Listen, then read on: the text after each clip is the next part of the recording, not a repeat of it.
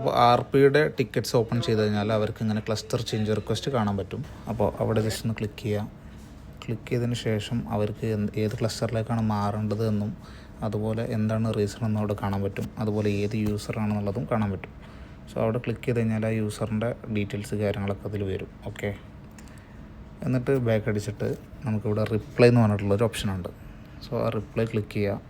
എന്നിട്ട് ഇവിടെ നമുക്ക് അപ്ലൈ ടെംപ്ലേറ്റ് എന്ന് പറഞ്ഞിട്ടുള്ളൊരു ഓപ്ഷൻ താഴെ ഉണ്ട്. അവിടെ ക്ലിക്ക് ചെയ്യുക. ക്ലിക്ക് ചെയ്തതിന് ശേഷം അവിടെ ട്രെയിനിങ് ക്ലസ്റ്റർ റിക്വസ്റ്റ് ചേഞ്ച് എന്നുള്ള അത് ക്ലിക്ക് ചെയ്ത് കഴിഞ്ഞാൽ നമുക്കിവിടെ ഒരു ടെംപ്ലേറ്റ് വരും. സോ ഇവിടെ എന്ത് ചെയ്യുക, മെൻറ്റർ നെയിം കൊടുക്കുക. മെൻറ്റർ നെയിം എന്ന് പറയുമ്പോൾ ആരാണോ റിക്വസ്റ്റ് ചെയ്തത് അവരുടെ പേര് കൊടുക്കുക. ഐ ഡി എന്ന് പറഞ്ഞു കഴിഞ്ഞാൽ അവരുടെ ഐ ഡി നമ്പർ എന്താണോ അത് കൊടുക്കുക. പിന്നെ കറൻറ്റ് ട്രെയിനിങ് ക്ലസ്റ്റർ വെച്ചാൽ നിലവിൽ അവർ ഏത് ക്ലസ്റ്ററിലാണോ അത് കൊടുക്കുക. റിക്വസ്റ്റഡ് ക്ലസ്റ്റർ എന്ന് പറഞ്ഞു കഴിഞ്ഞാൽ ഏത് ക്ലസ്റ്ററിലേക്കാണോ ഇനി മാറാനുള്ളത് ആ ക്ലസ്റ്ററിൻ്റെ പേര് കൊടുക്കുക. പിന്നെ റീസൺ ഫോർ റിക്വസ്റ്റ് എന്ന് പറഞ്ഞാൽ എന്താണ് അവരുടെ റീസൺ എന്നുള്ളത് കൊടുക്കുക. പിന്നെ ട്രെയിനിങ് ഡേറ്റ് എന്നാണ് ട്രെയിനിങ് ഡേറ്റ് എന്നുള്ളത് മെൻഷൻ ചെയ്യുക.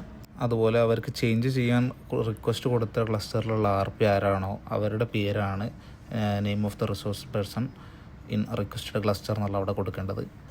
അതുപോലെ എന്തെങ്കിലും റിമാർക്സ് ഉണ്ടെങ്കിൽ കൊടുക്കാം. പിന്നെ അതുപോലെ സബ്മിറ്റ് ചെയ്യുന്ന ഡേറ്റ് ഇന്ന് കൊടുക്കുകയാണെന്നുണ്ടെങ്കിൽ ഇന്നത്തെ ഡേറ്റ് കൊടുക്കുക. അതുപോലെ കോൺടാക്ട് ഡീറ്റെയിൽസ് എന്തെങ്കിലും ഉണ്ടെങ്കിൽ അത് കൊടുക്കുക.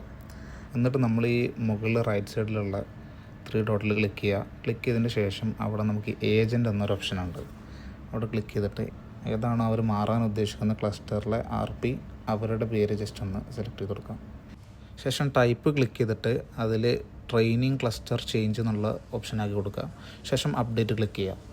ഇപ്പോൾ ഈ ഒരു ആർ പിക്ക് അതിൻ്റെ ഡീറ്റെയിൽസ് കാര്യങ്ങൾക്ക് മെയിൽ ത്രൂ പോയിട്ടുണ്ടാവും. മാത്രമല്ല അവരുടെ ടിക്കറ്റ്സിലും ഈ ഒരു ഓപ്ഷൻ കാണിക്കും. ശേഷം സബ്മിറ്റ് ബട്ടൻ്റെ തൊട്ട് സൈഡിലുള്ള ആരോ മാർക്ക് ക്ലിക്ക് ചെയ്യുക. എന്നിട്ട് ഇവിടെ സബ്മിറ്റ് ആസ് പെൻഡിങ് കൊടുക്കുക.